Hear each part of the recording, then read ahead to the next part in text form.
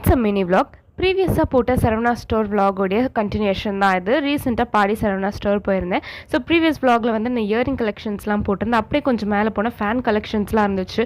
நமக்கு தெரிஞ்சது 1-2 மாடல் தான், ஆனால் ஃபேன்லேயே அவ்வளோ கலெக்ஷன்ஸ் இருந்துச்சு. அதுக்கப்புறம் இங்கே வந்து ஸ்டேஷ்னரி ஐட்டம்ஸ் கிட்ட வந்தால் எரேசருக்குனே ஒரு செக்ஷன் இருக்குது. அதுவும் எல்லா மாடலும் என்ன மாடல் இல்லை அப்படின்ற அளவுக்கு அவ்வளோ மாடலில் எரேசர்ஸ் இருந்துச்சு.